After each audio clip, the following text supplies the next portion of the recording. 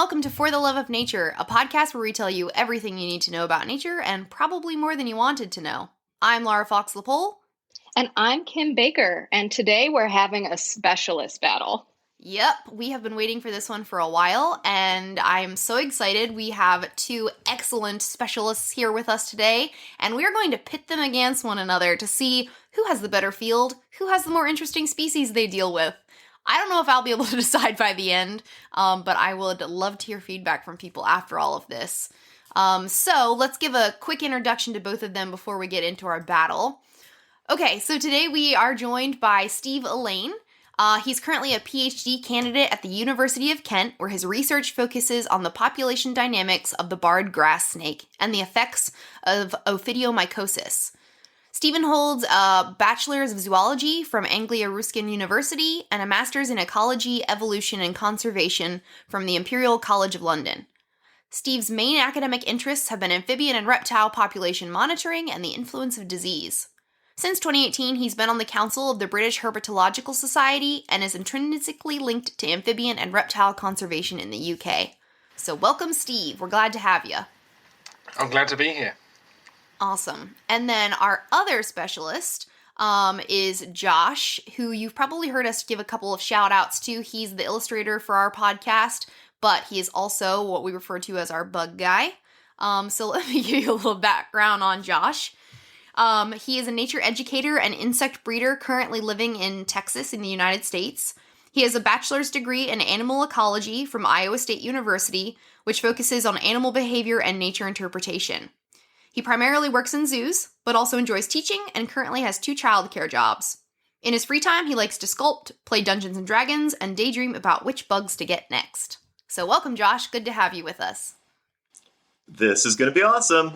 Okay, so I guess let's jump right into this. I've got questions that I'm just going to be kind of bebopping forth back in between you both, and we'll see if there's anything that needs to be added. Kim's here with me too today, and she can add in anything that we're missing.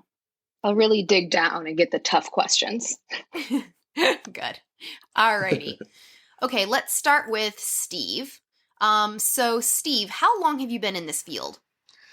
So since 2012, so yeah, almost a decade now, which seems like a crazy long time because to me it only feels like I started last weekend. So yeah, it's one of those things that when you look back retrospectively, you know, the length of time always seems a lot shorter than it has been. Particularly, with the whole COVID situation, like the past 2 years have just disappeared, into a black hole. But it feels like the past 9 years have been, in that same sort of trajectory. Yeah. Totally. I was thinking back the other day, looking back at like college pictures, and I was like, oh my gosh, yeah, decade and a bit ago. Terrifying. Josh, same to you. How long have you been in this field? Yeah, casually and at home, like my entire life. I'll get into it later, but I was pretty much raised surrounded by insects by my own choice.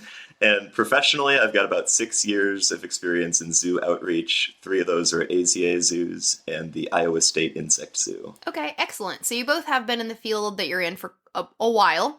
So that leads me to our next question, which is, Steve, would you consider yourself an expert? I'm not really sure you can ever consider yourself an expert. There's always new things to learn. And the other thing as well at the moment is that, so much research and scientific papers are being published, a day. It's hard to keep track on, keep on top of everything. And, even if you do have a small specialized subject that you work in, day out, just trying to keep on top of all of that information that's being thrown at you is extremely hard. And also, I think the banner of expert also implies that, you have to have some level of trial and error. You have to try some stuff out and it goes wrong, and then that informs your decisions later on and stuff. And unfortunately, I haven't exactly had the time or the energy to do any of that trial and error yet. So, maybe that's coming next. Maybe in a couple of years' time, I'll say, yep, that's it. I've reached that stage, but not quite yet. I feel, like with science, it's so hard to, ever consider yourself, because science is always changing. Josh, what about you? Yeah, I share a lot of the same views as Steve here, but I would say in certain things, you may as well call me an expert if just the colloquial definition of expert is someone who can answer most of my questions. With insects, there's just so much. There are so many of them, and no one knows anything about most of them. It's impossible for someone to be well learned on all the aspects of entomology, and no matter what, you're always going to be learning more. But generally when people come to me with questions on insect biology or captive husbandry or behavior, I'm like, well, I can give you a pretty good answer, so I don't mind if you call me an expert, but never ever think that I will know everything. Good to know. Good to know. Well, at least you both seem like you have a good grasp on your field, which will help with the incoming questions. Okay. So, Steve, why did you decide on the field that you're in? And so I guess before we continue, I keep saying the field. From Steve's bio, you can tell that he likes and works with reptiles and amphibians, and that is the field of herpetology. So, Steve, why did you choose that field? I guess it's maybe the same for Josh, but I just never grew up, I was chasing frogs and lizards around as a kid, and I'm still doing it now, but just being paid to do it, which is great. Yes. And it's one of those things that having that experience as a kid, your perspective of these animals changes through time. In the beginning, you're just chasing them because it was fun, but then as you get older, you start to develop questions about, how they function, the life cycle, all that sort of stuff. So I guess that the main answer is I'm just satisfying that inner 6-year-old and trying to get to, the answer to the questions that, that have been bothering me for, the past 20-something years. Yeah, totally. I think that a lot of us can relate to that, especially in just the nature field in general, right? We're all just large children. 100%, Josh, yeah. Is it the same? Yeah, it sounds cheesy, but I really feel like I was just born into it. I've had a strong affinity for insects since I was around 2 years old. My mom tells me that I once stopped talking to my grandpa for a day because he stepped on a beetle in front of me. She was like, the baby's mad at you. But I think what must have steered me specifically into insects was just how accessible they are. Like, baby Josh really loved birds and other large animals too, but I couldn't get close to them like I could with insects. I couldn't study them as carefully. They were always around. I think I saw all animals on an even footing, value-wise. Like, they're all animals, they're all interesting, and insects are just there more often. Cool. And I guess as a follow-up question, Steve, just because I'm wondering, because I'm not familiar, were herps accessible to you as a kid where you lived? They were, yeah. So like Josh, the crazy thing is that, at a young age, I was crazy about primates. I wanted to become a primatologist, and then realised that there weren't any native to the UK, and so, that just fell by the wayside. But we had a garden pond, and so there were frogs and toads and newts there all the time, in the spring and the summer growing up as a kid. Cool. And there was loads of other amphibians and reptiles in the area near my house. Unfortunately, the UK only has 13 native species of reptiles and amphibians. There's only a handful, but lots of them are very locally common and abundant. So, you trip over them literally everywhere, which is good, because, that was formative for young Steve. Yeah, totally. Okay, great.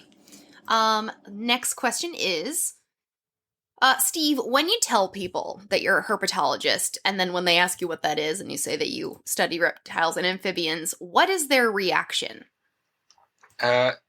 It's a mixed bag. I remember when I first started my bachelor's and told people that I wanted to become a herpetologist, they all immediately jumped to the root word and thought I'm going to go and study herpes. And I'm like, yes, that's why I'm studying herpes. It makes perfect sense. Now I think since 2012 when that happened, people have got a better handle on the word itself. I'm not entirely sure how, because I haven't really seen that much that an increased use in popular culture. I think maybe people are just a little bit more switched on, particularly given the whole climate crisis and defaunation and other bits and pieces that there's going to be information out there that's accessible to people that perhaps I've just missed. Some people think it's quite cool, particularly teenagers, they think, you can work with snakes? Wow, that's so cool, man. And then, there's another group of people that are completely disgusted because, you know, that they see reptiles and amphibians as these slimy animals that, you know, you shouldn't really care about because, you know, they just, you know, do their thing and get in their way sometimes and whatever else. But the surprising thing is that when I tell people that I specifically work with snakes here in the UK, most of them are like, we have snakes here? What? I'm like, yeah, there's 3 native species, guys.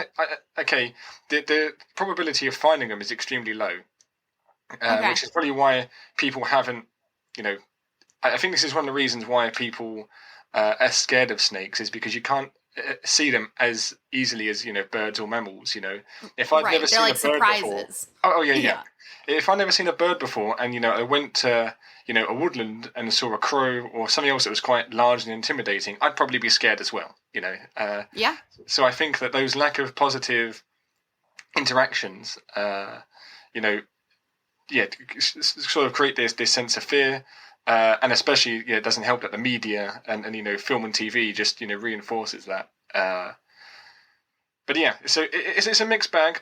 Most of it's positive, but sometimes people get, you know, a little bit confused or disgusted, and, you know, just switch off the conversation whatsoever and just, you know, keep on walking. Yeah. And I know, Kim, you were addressing, like, the fear of snakes and stuff in our Animals of the Occult episode and stuff. Oh, yeah, absolutely. It just seems like people, and I think there's been studies too that people kind of have a little bit of an inherent fear of them. And I love the idea of being able to try and lessen that fear. And much like you said, Steve, it's sometimes people are like, no, thank you, not for me. But yeah, it's really cool. Yeah.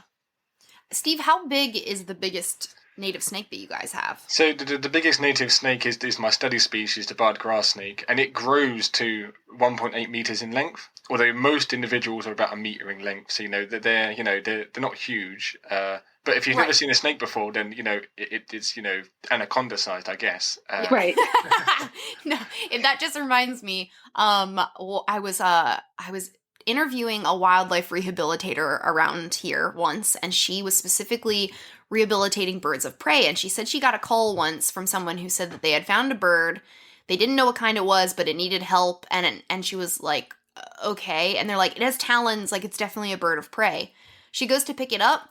It was a sparrow.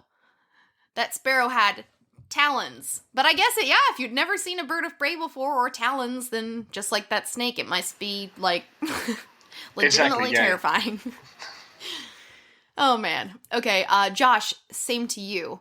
How do people react when you tell them that you study... Well, first of all, does anyone even know what entomology is when you say that? Not usually.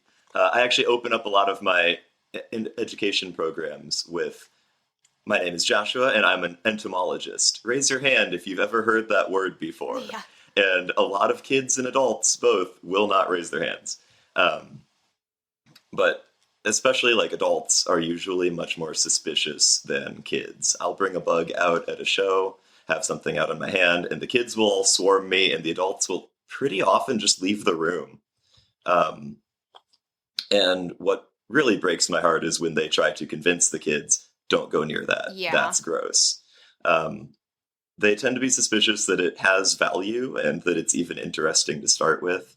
I think especially the way that we used to look at insects as being basically biological robots has really turned a lot of people to the opinion that they're just not that interesting, not that complicated. Although there may be many of them, they do one thing and that's it. Right. I definitely think that's how people see plants. A plant's a plant. Oh my gosh, yeah, very much. That's how I see plants. So anyway. Plants are food for bugs. What else do they do? But yeah, kids are really easy to be won over to the bug side. But really, once people form a connection with them at all, even if it's just that my praying mantis looks over at them and they make eye contact, once they form that connection, they have a chance to stretch themselves a little bit and be okay with being surprised, be okay with getting a new mindset about them. And so I feel like it's a really rewarding specialty because a lot of people don't like it at first, but I get to watch the process of people coming to like it over and over and over again. Yeah, that is really cool.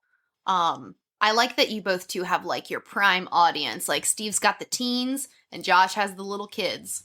Yeah.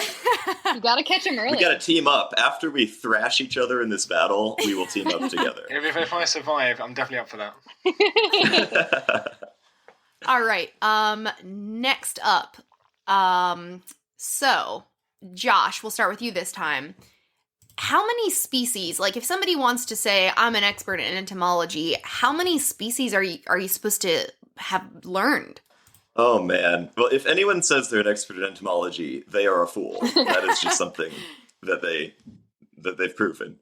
But my two specialties, what I work with the most and would say that I know the most about, are mantises and cockroaches. And there are about 2,500 known mantis species and 4,500 known cockroach species. And I have it really easy compared to other insect people.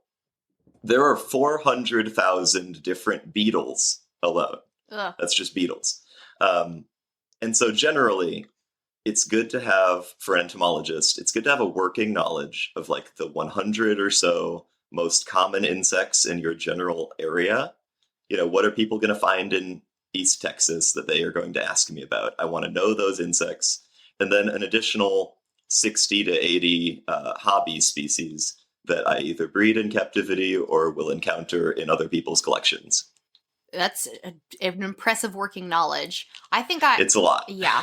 I would love to think about, I think I'm a generalist. I know a lot about a lot of different things. I don't know if I could, yeah.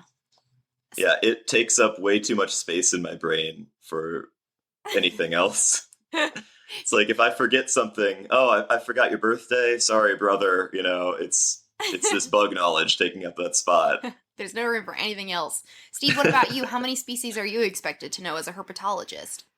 Well, this is the issue, is that I suspect it's the same with Josh, is that the goalposts keep changing. And so every year, on average, about 150 new amphibian species are discovered. And a similar number of reptiles. And the main reason is that molecular techniques have become, readily available and really cheap now, so we can, go around, do a population assessment of a species and then find out it may be multiple instead of just one. Right. Oh yeah, of course they are. They all live on different islands. Of course they're going to be a different species. Just because they look the same, we shouldn't, ascribe them the same name. The other issue as well is that the Victorians, when they, went around the world collecting all their stuff, they focused primarily on birds and mammals because they were the ones they could command a higher price for. Yeah. So they shot all of those, skinned them, sent them to Paris, London, Berlin, wherever it was. And so now today, there's only about 5 new bird species found a year and about 30 or 40 mammals, which is still a lot. But compared to the backlog that we have of amphibians, we've doubled the known number of amphibians over the past 20 years. That's awesome. Wow. And, these collectors would catch reptiles and amphibians, stick them in a jar, and, just send them to the taxonomist as bycatch as opposed to going through them properly. So there's still people, going through these historic specimens to make sure they are what they're supposed to be, and, developing techniques to test that genetically as well. But I feel like that's an intern job, like to go through old jars. It's got to be fun, just staring at jars all day. It'll be pretty disconcerting if you think you see, a frog move whilst it's been, set in formula. Oh my gosh, yes. But in terms of how many species that I'm expected to know about, thankfully, as I've already alluded to, there's a very small number of reptiles and amphibians in the UK. So, I have quite a good knowledge of those guys, as well as some of the others from Western Europe and, other areas of, my research interest. And, I always tend to prime myself when I go on a holiday to, learn about the local reptiles and amphibians so that if and when I come across them, I know what they are, where to find them. And the other important thing, of course, is whether or not they're deadly. The last thing you want to do is go up to a venomous snake thinking it's, friendly, and then finding out the hard way that it's not. Right, because as Kim and I have already talked about, at least with us, when you see a snake, the first reaction is not to go away, it's to go say hello. Right. Exactly. Can I touch it? You definitely want to make sure. Exactly. Just go boop that snoot and say hello. Yeah.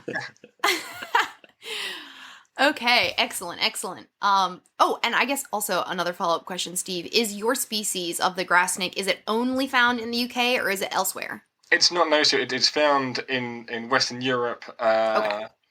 It's found west of the Rhine. It was elevated from subspecies level back in 2017. And yeah, it's caused a huge headache because the local media reported it as a new species being found in the UK, when really it's the same species. It's just got a shiny new name. So yeah. I'm sure it's the same with both of you two. I know that even if it's not a new species, like you're saying, a lot of times things are changing with just taxonomic names. Like here in the United States, there was the big thing over like black rat snakes or like Ophidio and changing that whole family. And I'm sure with insects, it's all the time too, splitting. Yeah, splitting, lumping. The big thing most recently, at least with stuff that's adjacent to me, is that termites were found to be so similar that they moved them into the same group as cockroaches.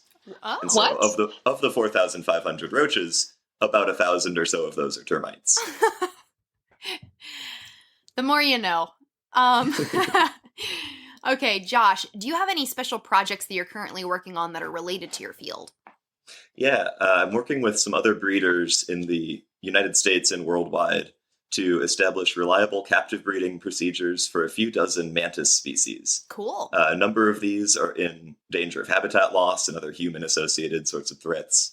And as they are becoming more and more popular in the pet trade, we're trying to reduce the amount taken from the wild and to really be able to do conservation through citizen science and captive care, and make sure that even if their habitats are disappearing, that these are never going to go away from either people's private collections or zoos and other institutions. Along the way, we really increase the awareness of their importance too. Yeah. It's been really fun watching our community grow and being able to see where we started out with just a few hundred people who all knew each other to people saying, hey, I saw a mantis at my school for some science program. Like, what is it like to take care of one of these? What do we need to do? Okay. And so you're doing like almost like care manuals and how to be so successful that they'll breed. Yeah, there are quite a few of them that have never been studied in the wild. Wow. And so it takes a lot of learning about what that habitat is like, trying to replicate it.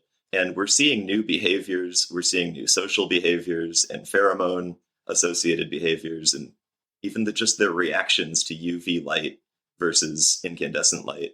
A lot of stuff that's never really been noticed before, we get to be able to see in our own homes. Man, don't even get me started on UV light. I was trying to learn as much as I could about UV light for reptile care last year. Oh man.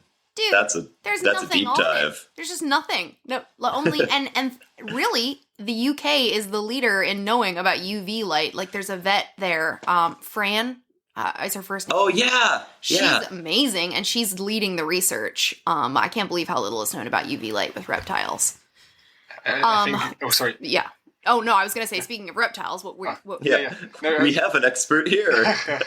We do. No, I was going to say that I think the reason why we're leading the research on UV light and reptiles is because we don't really get much sun. So yeah, fair enough. It's beneficial to have some UV around the house just in case you need to get some vitamin D on a cold, wet summer's day.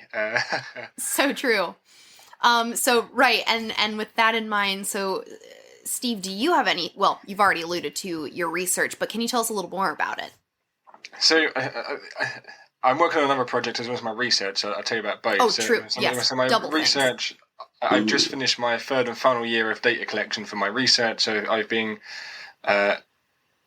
what's the word I'm looking for? I've been taking an annual pilgrimage, as it were, to Eastern England every summer to go and visit my field site for 5 months of the year. Oh, cool. Have some cover boards down, go around the field site twice a day if the weather's good, lift them up, catch all the snakes I can, take measurements of their body, their weight, their length, swab them if they have any clinical signs of disease. If they don't, I swab every fifth snake just to act as a negative control sort of thing. Okay. And then take pictures of them all. They all have unique belly patterns, which is great because you can tell them apart. Oh, cool. But it does mean that you need to do some image manipulation when you get back from the field to be able to then match them up using like a pattern matching software. Because not every snake is cooperative when it comes to having their photo taken when they're upside No. down. So yeah, I've managed to master it for most of the snakes. But there's a few that are a little bit temperamental and stressy. Wow. You know, they like to hiss at you and hood up and pretend they're a cobra despite the fact they're anything but it. Yeah. So I'm now in the lab stage of getting all my work sorted out. Unfortunately, due to COVID, it's been delayed because of the world's been a bit crazy. And then if all goes well, I'll be ready to submit my thesis in June and then defend it and then be a doctor if all goes to plan. But we'll see how it goes. That's so exciting. Yeah, That's cool. A lot of people have said I seem pretty chill for a person that's up against it. But this is my usual demeanor is just pretty laid back and chill. So yeah. Oh well, right. I mean, if you like reptiles. Cold-blooded, yeah. and yeah, so my other project is related to amphibians. So before I started this PhD looking at snakes, I spent a lot of time studying frogs and newts. And so this project is looking at a non-native species of toad here in the UK that is native to the rest of Europe. And they've been here for over 100 years now. And they're called midwife toads because the males carry the eggs on their hind legs. They incubate them for up to 6 weeks. It's usually 2 to 3, up to 6 weeks, depending on the weather. And then the tadpoles develop in the eggs. And then when they're just about to hatch, the male seeks out a pond and deposits them. And then they hatch out and he goes away. The interesting thing about them is they're very small and cryptic. So they're about 5 centimeters in length maximum. Whoa, that is really tiny. And they make this really cool but otherworldly beeping sound as their mating call, which is one of the ways that people were alerted to being in their garden. The original population in central England has spawned multiple others where people have had them in their gardens. They like the fact they've got them around because they sound a bit exotic. And then when they move house, they either accidentally move them because they're hibernating in their plant pots, or they grab a couple and move them to the next garden. And so there's been all of these introductions around the country, and so what we're doing is we're swabbing these toads for the chytrid fungus, which is a infectious disease which has been implemented in the decline of extinction of hundreds of frog species worldwide. Oh yeah. Just to make sure that they're not causing any negative effects for our native amphibians, but we're also taking DNA samples to see which populations are related to one another and how many separate introductions there have been, because what confounds us even more is that midwife toads were a popular pet in the 70s and the 80s, and so it may be that some of these populations were someone's pet that either was released or escaped. And so that's something that we want to check for as well, just to be on the safe side when it comes to the whole disease thing and negative impacts for our other species, because it's likely that the toads that have been here for over 100 years are probably all disease-free, because midwife toads are extremely susceptible. So in the assemblages where we've been studying them, there are multiple amphibian species, and they're the most susceptible ones to the chytrid fungus. We're using them as the barometer to see if any of the other amphibians may be infected, because if the midwife toads aren't, then the others probably won't be. Cool. And also comparing the genetics to see where these toads originated from and which populations are related, if at all. So yeah. Gotcha. That is so interesting. Yeah. And so you're really, I guess, then you're studying fungal diseases in both amphibians and reptiles, because ophidiomycosis is a fungal disease? It is, yes. Okay. Just wanted to make sure. Okay. Now we're going to start getting into, so that was some background on both of you two. Now we're going to get into more of the serious questions. Serious with air quotes. Josh, let's just start off strong. What is the superior invertebrate? Invertebrate is so huge. Can we keep it to arthropods? You're right. Let's narrow it to okay. Because I don't want to have to throw coral into the mix here. You're right.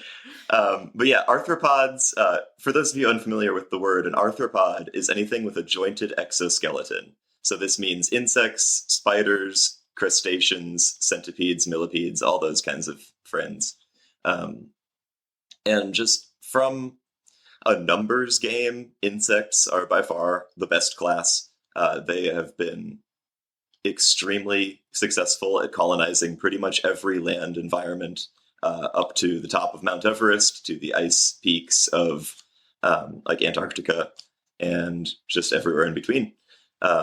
You get giant termite colonies that literally shape new habitats by building these air-conditioned earth mounds that other animals will shelter and live their entire lives in. Yeah. To just stupid specific parasitic wasps, which parasitize other parasites that are living inside other bugs.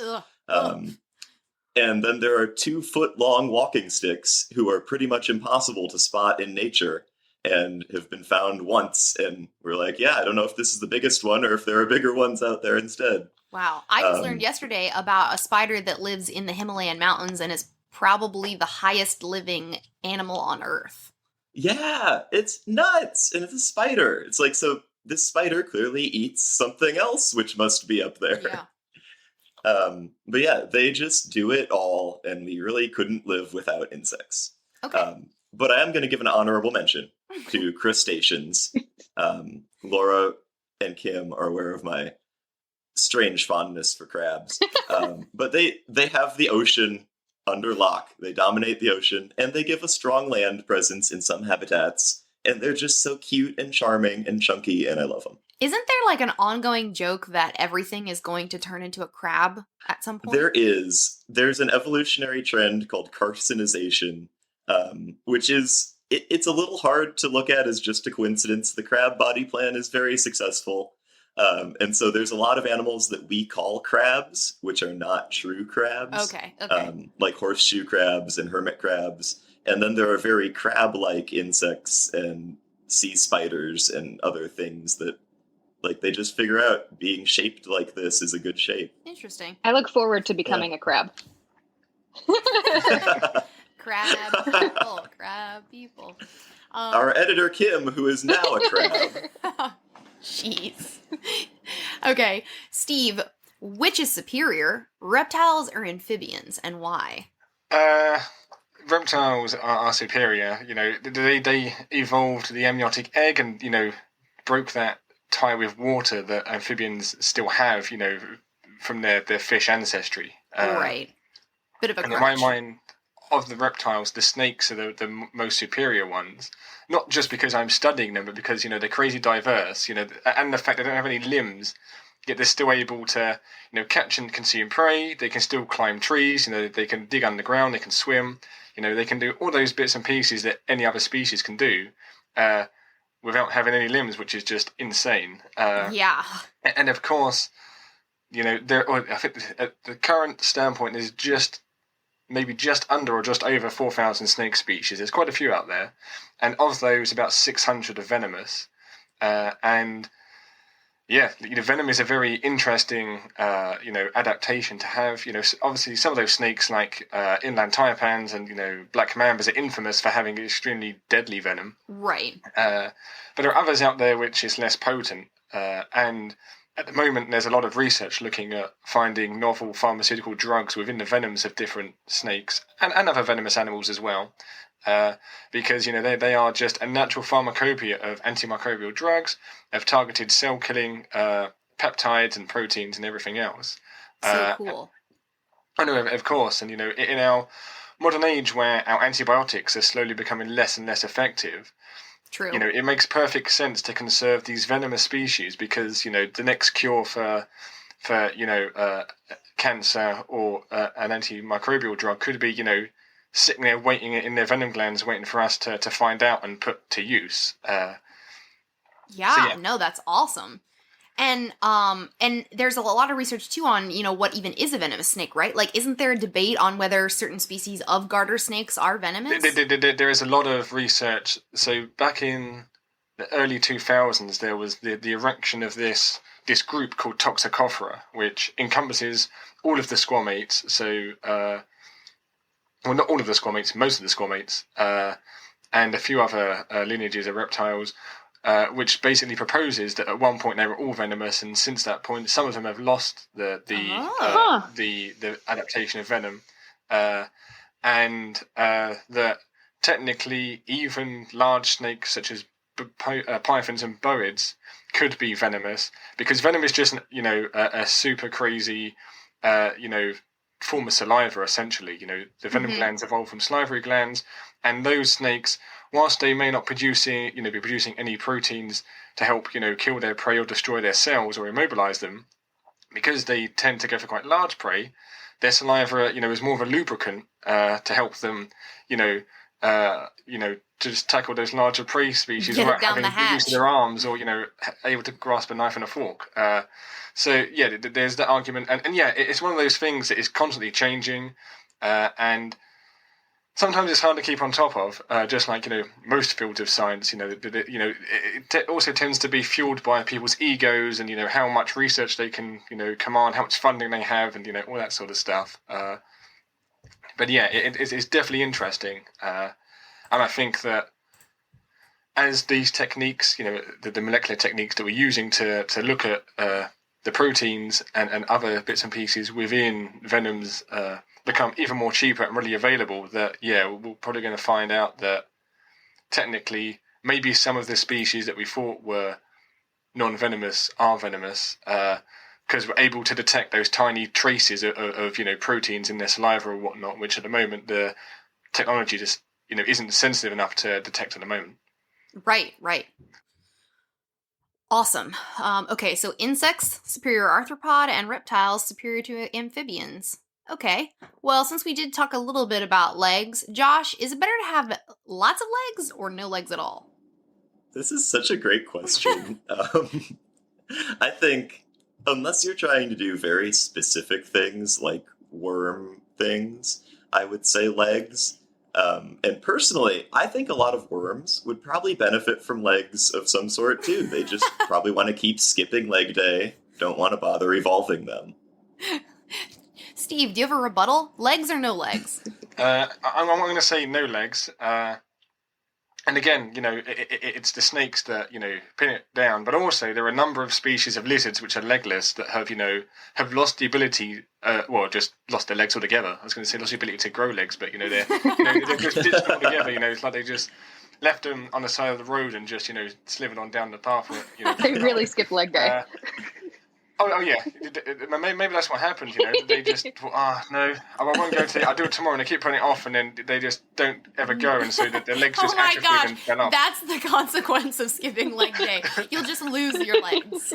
Use it or lose it. You heard it first, listeners. Do not skip leg day. So yeah, there are lots of lizards. There are skinks, and the anguids, the legless lizards that look like snakes. But they aren't. They've just converged on that legless form. And the easiest way to tell whether you're looking at a legless lizard or a true snake is to stare at it long enough that it blinks at you. And if it blinks, it's a lizard, and if it doesn't, it's a snake. Obviously, if that's a potentially deadly snake species, then keep some distance from it. But, don't get right up in its face, because that probably won't end well. Probably not. Kim, do you have an opinion? Legs or no legs? I mean, my biased opinion is because I have legs that I enjoy them. But I also have 4 snakes in my living room that seem to be doing fine without. So, okay. Middle. Answer. I like it. Yeah, I'm not committing at all. A true politician answer. I'm practicing. Okay. Perfect. Okay. Let's go back. How about... Okay. Steve, pick the most interesting creature in your specialty. Share it with us and give the 3 reasons why it's the coolest animal. Okay. Well, in my mind, the most interesting reptile is the Komodo dragon. They're pretty large. They're pretty, they are, one of these species has undergone island gigantism as opposed to dwarfism, which seems to be the norm with bits and pieces. And so, for people that aren't familiar with those 2 concepts, when species tend to get marooned on islands, because there are less resources about, they tend to get smaller as a consequence. But also the opposite can be true as well, and they can get larger, which is just mental. But with Komodo dragons, they're over 3 meters long, They're venomous as well, just like a lot of snakes are. For a long time, their saliva was thought to contain a lot of deadly bacteria, which then, caused infection and killed their prey. But something that bacterial infection doesn't do is lead to, continuous bleeding, which was something that some scientists picked up on. And then they thought, hang on a second, this looks like some sort of, hemotoxic venom. So they went and, captured some dragons, took some of their saliva, took it back to the lab and managed to extract some venom from it, which is pretty weird, and cool at the same time.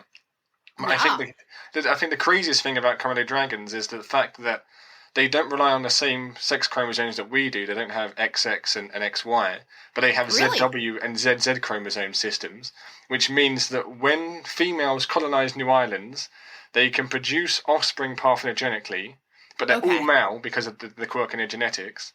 And then a few years down the line, once those males become sexually mature, which are clones of her, but, male instead of female, she can then breed with them and then start to, create new individuals to come along and, it's proper. Daggone. It's insane. That's wild. There needs to be, like, a reality TV show about Komodo dragon life, because that is messed up. It is. Yeah.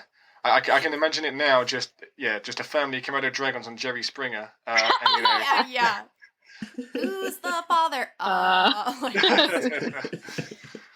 Man, I also just want to be a Komodo dragon scientist so that I can say I went out and caught dragons today, and that's then pretty cool too. Milk them for venom. No big deal.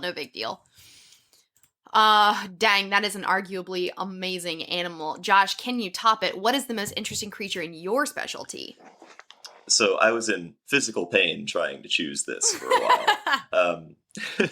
But what's really funny is that we both picked something that shows island gigantism. Whoa, you're right. That's so weird. Yeah, what a coincidence. I ended up going with the robber crab, or the coconut crab. This is the largest terrestrial invertebrate. It's basically a supersized hermit crab that outgrows all of its shells.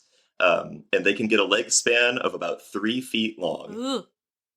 They have just insane levels of strength. It's a 9-pound animal, which can pinch with a force stronger than a mastiff's bite, about 750 pounds per square inch. Ouch! So if you make a big one mad, you're losing a finger or more. Just poke that crab and last mistake you'll ever make. Yeah, they've been reported to also be able to carry up to 60 pounds, just dragging it with them. But of what? Well, carcasses, and also pretty much everything else. That is metal. They are theorized to have eaten Amelia Earhart's body after she crashed. Oh my gosh, that is so cool. But they're really strikingly colorful. Like, they come in a bright orange and bright blue form. 2 different forms, just not sure why, but they're all over the place with the colors. They're pretty intelligent for crabs. Hermit crabs in general have been known to be able to plan for the future, be able to assess their rivals, and even remember the faces of other crustaceans they meet. Oh, that's so cute. Yeah, and they're usually one of the most dominant organisms on these super remote islands. I would think so, as a 9-pound giant crab that just, carries around carcasses. I'm just picturing, like, a scientist landing on an island and seeing this crab just casually looking over its shoulder with its, creepy eye stalks, carrying a dead body. Yeah, that's a horror movie right there. Yeah. But what I think is also extremely interesting about these guys is that not only do they live on all these remote islands where they're the biggest thing on land, but they get there because their babies are tiny floating plankton. And so when the females release all their eggs into the ocean, some of them will end up floating to a new island all the way across the ocean, or even into another ocean, and then coming onto land when they're ready and trying to grow up there. Dang. They're both amazing. Kim, you got any opinions? Can Komodo dragons kill me? Very much so, yes. Oh yeah, of course, yeah. You don't want to be down a dark alleyway with one of them. Whereas the coconut crab, I'll just lose a finger. Probably, yeah. You'd have to allow it to kill you.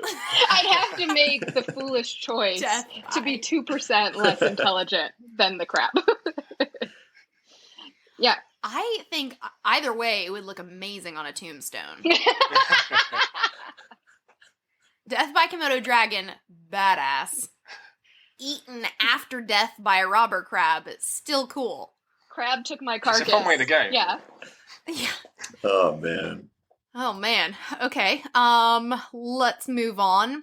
Here's another opinion piece.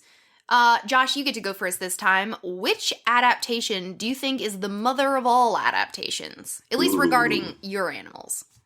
Yeah, I'm going to go with something pretty specific to insects here. Besides naked mole rats, we'll forget about them for this time. But I'm going to say eusociality, which is the extreme form of family structure in ants and termites and many bees and wasps, where there's one individual, the queen, that produces an enormous amount of eggs, which hatch out into siblings, who then become a lot more like the cells of an animal, and the colony is the whole animal. Yeah. They're all super successful. They tend to be pretty major forces in their environments, just tilling amounts of soil, eating ridiculous numbers of other organisms and seeds, and they just kind of engineer their own areas. They're also really good at living around humans, where there are super colonies of ants that live in some cities. I think Tokyo has one where the entire city has one colony of ants, basically, that's spread around it. And they even can divide up the different areas into multiple queens that are related to each other. The underground city. Like, that should also be like a comic. It would make a great graphic novel. Yes, like a gritty one. Imagine like the ant yakuza and some other ants are like trying to get in on that territory. Oh my gosh. Wow, that's weird. Anyway. They just behave so in sync, like making bridges out of each other and teaming up to sacrifice themselves to take on giant enemies. Like, the fact that all of these family members can basically become like a giant animal together, I think it's insane. Yeah. And I don't even bother to study them much because everyone else wants to. Like, I don't want to get in on all these wasp scientists. You can have that. I'll stay with my mantises and roaches. But tell me about your stuff more, because it's cool. Yeah, definitely. I love watching ants, just the way they do things. I remember as a kid, getting takeout once, and I didn't want to eat, half of what was in it, so I was just throwing it to the ants, and then waiting, and then there was, different species of ants coming and fighting over it. I had started, a whole war, but it was so interesting. Hopefully I didn't cause too much conflict. You've imbalanced the resource yield of the environment. They really wanted those bean sprouts. But I did not. They now worship you years later. As oh my gosh, I really hope so. All right, Steve, what about you? What is the mother of all adaptations for reptiles or amphibians? In my mind, it comes down to reptiles again, and it's the fact that they evolved a twin pair of adaptations. So the first one is that that they evolved a keratinized skin structure, which helps protect them from the environment they keep with their water in. Amphibians are extremely prone to desiccation in warm environments, and they need to keep their skin moist most of the time so they can perform cutaneous gas exchange, which is where they literally breathe through their skin. Gotcha. So reptiles, cut that tie, from water, which allowed them to exploit a whole host of different ecological niches. And just look at the difference between amphibians and reptiles, and the areas where they exist. Unfortunately, there's no amphibians that live in the ocean because they're just osmosis would take all their water out of them immediately, and they just shrivel up like a prune. Whereas thankfully, there are turtles, there are sea snakes, saltwater crocodiles. Those guys all can deal with the ocean, as can marine iguanas, of course, as well. That's one of the adaptations. But the second one is already one I've alluded to, which is the amniotic egg, in further cutting that tie with water and protecting your egg with a shell, so they can be laid on land somewhere, buried in a nest or underground or somewhere else where the temperature is going to be, relatively stable, so that you can then go off and, do something else. Or with crocodilians and king cobras, they build nests and sit there and guard them until the eggs hatch, which is pretty cool. I'm pretty sure everyone's familiar with the really old sequences of Steve Irwin, like trying to disturb a crocodile that was nesting and get, chased away as soon as he got within a few meters of it. They're good moms. They are super good mums, and they are really angry when it comes to you disturbing a nest. As one would. Oh, of course, it makes perfect sense. But yeah, I think those two adaptations have really helped them spread, globally, and into pretty much every continent apart, except from Antarctica, because you need to be proper hardy to eke out a living down there. Yeah. But sea snakes are found all throughout the oceans. Sea turtles are found all throughout the oceans. Lizards and snakes on every continent except Antarctica. It's weird that they're missing from some of the islands. Iceland is easy to understand because it's relatively volcanic and isolated. Right. But snakes are missing from places like Ireland and New Zealand. And that some is of weird. I never thought about New Zealand. I didn't know that. They have plenty of lizard species as well as tuataras as well. They have a few hundred species of skinks and geckos. But yeah, no snakes. No snakes. Interesting. I think it's one of those things that is evident in in biogeography, in that because they're so far away from anywhere else, there isn't really an easy colonization route from somewhere like Australia or one of the Polynesian islands where there are snakes to be able to colonize New Zealand effectively without being sucked into the Southern Ocean and being on that raft just spinning around Antarctica for eternity and then freezing to death. Oh jeez, we just need a really enterprising sea snake, one who's like, what, I've had it with the ocean. I am taking New Zealand. Well, we do, but we need one that can tolerate some cooler temperatures, and you know what, just fill up this tropic stuff, guys. Like it's great, but it's too warm. I can't deal with it, and I need somewhere where the temperature is a bit cooler and the humidity isn't crazy high. And then maybe that would be me if I was for sure. New Zealand has a must have this many legs to enter sort of rule going on. Their border force is just like, no, guys, no, you haven't got enough legs. Get back on the plane and fly back where you came from. Also, can we get a alligator mom shirt for Laura, or crocodile mom? Oh my gosh, absolutely, 100%. Please, that's on you, Josh. Well, I was going to say it. Oh, you're right. I'm supposed to do that. Yeah. Okay. Moving on from adaptations.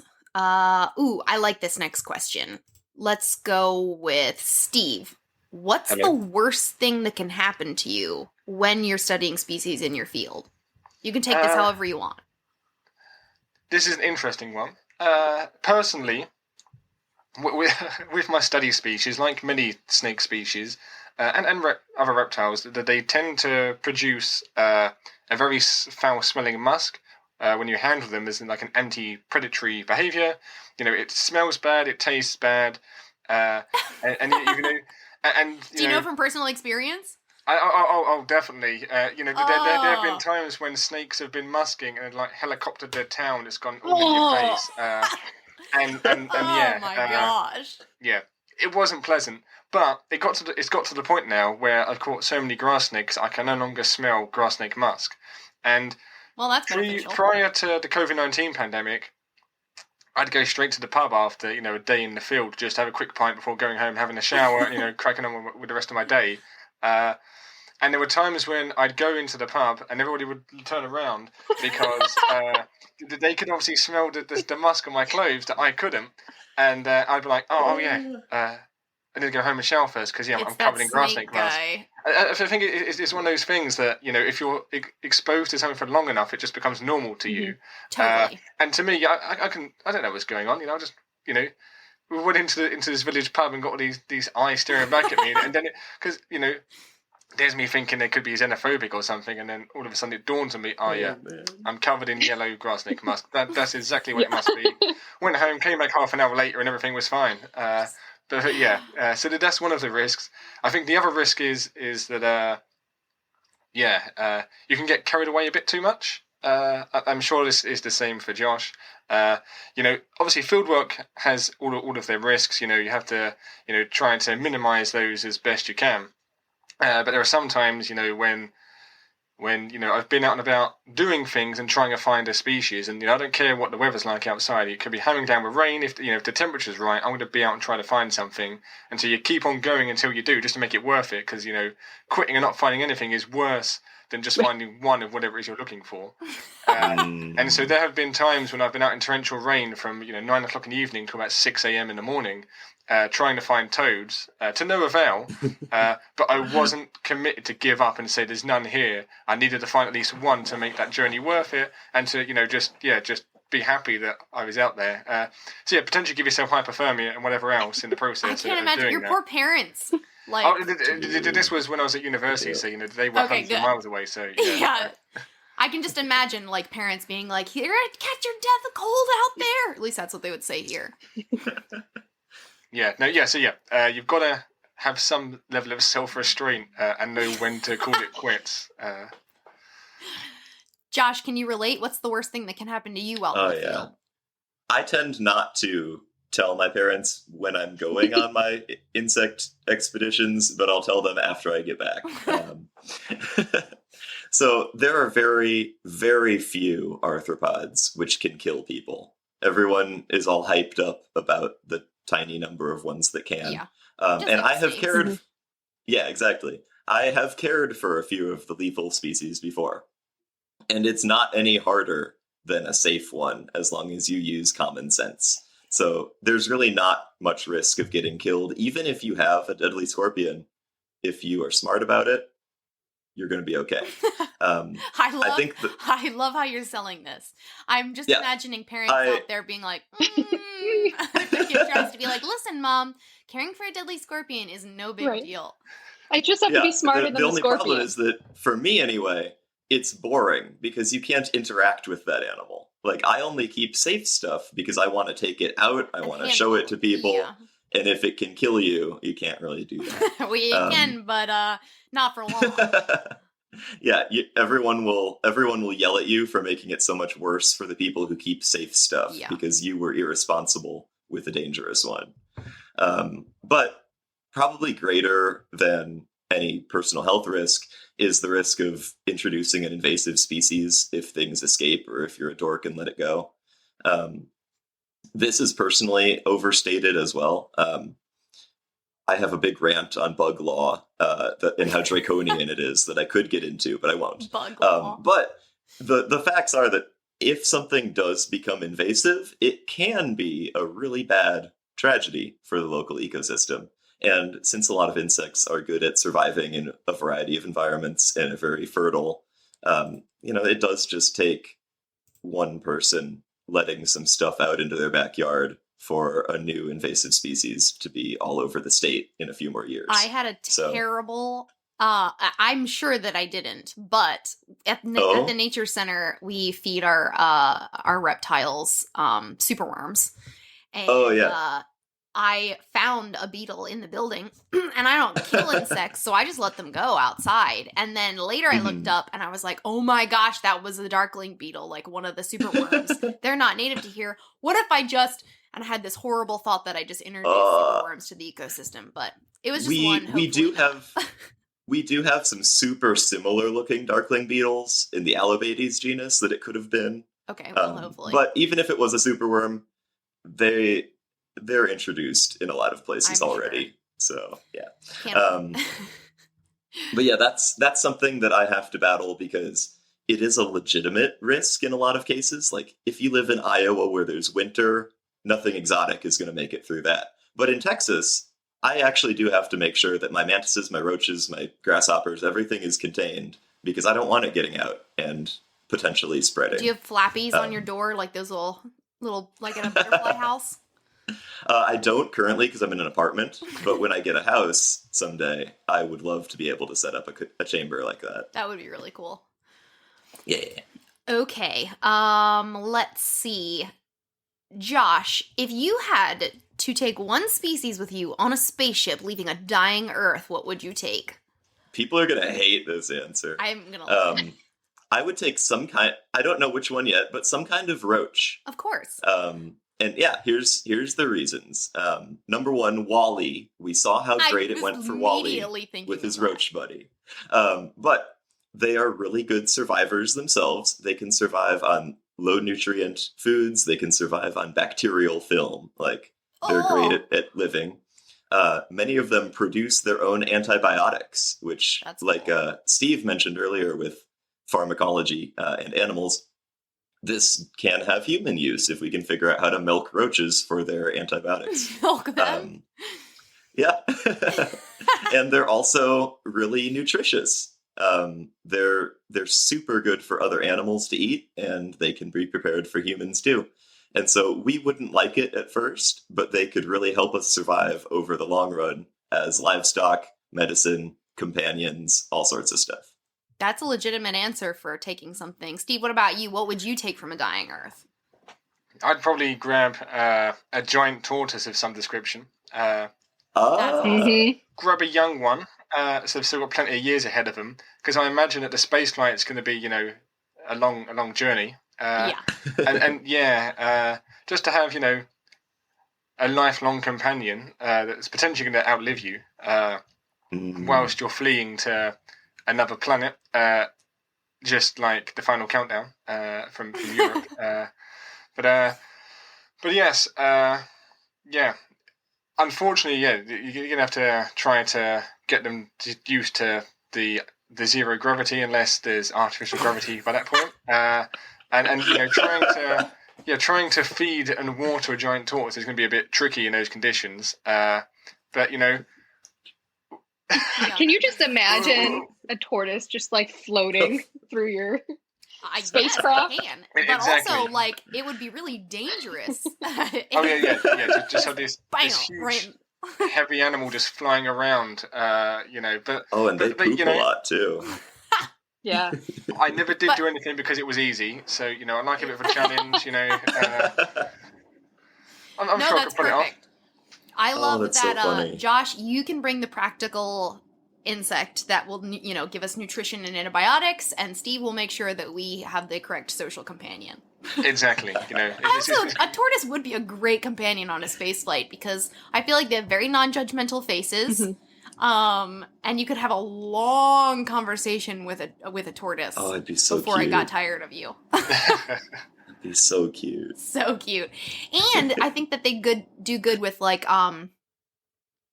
guess if they're a tropical species, but being cryogenically, if you needed to go into deep freeze for a while, reptiles are pretty used to that. So exactly, yeah, they've got everything there you need to make your journey fun and exciting, and when you do come out of cryo freeze, to have that to look forward to. Just so cute. All right, lightning round. Okay, Josh, what's the best? These are all going to be questions for creatures in your specialty. Josh, what's the best defense against predators? Social wasps. And why? And why? They've great intimidation, so they usually can avoid a fight, but if they need to, they bite, they sting, and they recruit 100 of their sisters to come and fight with them. Oh, jeez. Sisters? Best defense against predators. I think the best thing is, with reptiles and amphibians, that they have a wide range of toxins, either poisons or venoms that they use to deter predators. Just use them for, those sort of methods. Lots of poison dart frogs are brightly coloured to warn predators that, hey, I'm toxic, don't eat me. And they have their respective mimics as well. But there are some snakes which, don't have that warning coloration, but are still crazy deadly anyway. So it's a bit of a mixed bag. But chemical weapons are the way forward, it seems. Ooh, chemical weapons. I like that. Mm-hmm. Okay, Josh, what creature in your specialty has the best mating display or ritual? The scorpion fly, where the male will catch prey or steal it from another carnivore, wrap it up in a ball of nutrient-packed saliva, and then give it to the female that he's trying to court. Oh, that's sweet. So kind. This little nutrient ball of death. All right, Steve, what creature of yours has the best mating display or ritual? I'd say it have to be one of the European newt species. They have a number of secondary sexual characteristics which help attract the ladies, and they go through a whole ritualized dance in order to try to entice the females to accept a spermatophore before they go off and fertilize their eggs and lay them in the plants. The males they waft pheromones with their tails. They have crests and other adornments which show how sexy they are, sort of like a peacock but in newt form. Which seems way cuter for some reason. Oh no, it definitely is. Because of that, they have these very elaborate displays that are so elaborate that we didn't crack what they meant or how they worked until the 70s. Wow. Despite the fact that people have been keeping these in captivity for hundreds of years at that point. Although, I feel like, of course it was the 70s, because that's when dance got really big, right? Like, disco and everything. They were like, I know what that newt's doing. That's dancing. Oh yeah, maybe someone was just playing some Bee Gees in the background. The dance was in perfect beat to the music. Little newt broke it down. Okay, we'll go back to you, Steve. What creature has the best camouflage of yours? So, my personal favourite for this is not chameleons, as most people would think, because they can't change colour to match the background. It's yes, I have a beef with that. to tell other chameleons their mood and all that sort of stuff. But there's a species of a viper, the spider-tailed viper, which is camouflaged into rocks where it lives, and at the end of its tail it has what looks like a spider. It has some elongated scales that mimic spider legs, and it wafts that around, and when a bird comes along, it just strikes out of nowhere, grabs the bird and eats its meal. And I remember a couple of years ago, in one of the recent David Attenborough series that's come out in the past couple of years, there is some footage of this in it. And I knew it was coming as soon as I saw the sequence. My friends, they're like, oh, look at that cool spider. This bird comes down to grab it, and this snakehead just comes out of nowhere. If you know what you're looking for, you can see it. But, just comes out of nowhere, and everybody just jump back in their seats like, whoa! It's insane. That's so cool. And it is pretty metal. I imagine that that's one of the reasons why these, we're always finding new species is because, they're just so well hidden into the backgrounds that unless you're able to, hone in on some of that behavior, you're never going to be able to find them in an environment. Yeah. I remember I did my internship in Costa Rica, and I twice almost ran into a venomous snake. Once I stepped over a fer-de-lance because I didn't see it. It was so still. And then the second one was there was just eyelash vipers everywhere, and they were so camouflaged on the trees. I almost leaned against one because I just didn't see it. But yeah, they have incredible camouflage. And I remember our mimicry episode, Katie brought up the viper, the spider-tailed viper, and I had never even heard of it. Looked up the video, and it is so cool. It is. If you haven't seen it at home, guys, I recommend you look it up because it is, insane and metal. It looks just like a spider. Oh, no, it does. It's 100% convincing. Yeah. Josh, I know there are probably insane camouflage insects. Which is the best one? Well, I had a different answer, but after Steve brought up the spider-tailed viper, I'm going to change my answer to that sphinx moth caterpillar, which mimics a snake. Yes! Some of you may have seen pictures of this one around too, but they have these shiny black eye spots that they can expand. They're on their belly, and when they stretch their body and arch it backwards, those eye spots expand. They tuck their legs into little slots on the underside of the thorax that makes them look like nostrils. And they wiggle back and forth and try to look like a defensive snake raising up its head. So cool. Is it the front end or back end? It's the front end. Okay. There are a few different species that have adapted to this, but the sphinx moth version is, I think, the best one. So if the best camouflage for a reptile is going to be to look like an arthropod, then the best arthropod camouflage is going to be to look like a reptile. That's awesome. I like that logic. Yes. Taking the best of both worlds. Okay, Josh, which creature of yours has the most innovative way to acquire food? So web building spiders. Everybody knows that their webs have sticky glue on them, but it's only recently been discovered that the webs are also electrically charged. The way the spiders weave them together builds up static electricity. And crazy. so the strands of silk will actually move electrostatically toward insects that fly nearby. You can see a little bug try to dodge through the web, and the strands of silk will like snap toward No it way. and catch it. I did So not they know can that. try their best, but if they get close, the web will move to get them. Whoa. All right, Steve, most innovative way to find food. Well, similar to Josh, yeah, I was going to say chameleons and their rocket tongue that they have. Obviously everyone knows that they're weird little turret eyes, but yeah, they have amazing 3D depth perception, and that tongue just shoots out of their mouth, at the speed of light. Well, not literally, but close enough. Close And enough. yeah. If you're a unsuspecting locust or katydid or anything else in the area, you're going to be on the menu for lunch before you even realise it. Tag on. Mm-hmm. Okay, Steve, which animal of yours has the coolest parenting hack? Parenting hack. There's a few. It's mostly vipers and reptiles that live in temperate areas, and what they tend to do is, like us, they tend to give birth to live young. Yes. So they can be viviparous, but also ovoviviparous, where the eggs develop internally, and then hatch out. And essentially, it's a way to protect the eggs from, if you're in a temperate area where the temperature fluctuates quite wildly, then leaving your eggs out in the open in the environment is risky because it may get too cold, too warm, and they may die. But if you keep the eggs internally, or the young internally, you can behaviorally modulate your temperature to suit their development. And then when they're ready, they can, pop out and go do their own thing whenever they want to. So yeah, just the ability for them to do that is, what I think is that hack, like, in a nutshell. Yeah, because I bet most people do not think of reptiles as being, like, having more like a mammal trait like that. Exactly, yeah. Josh, coolest parenting hack for yours. Also a mammal imitation here.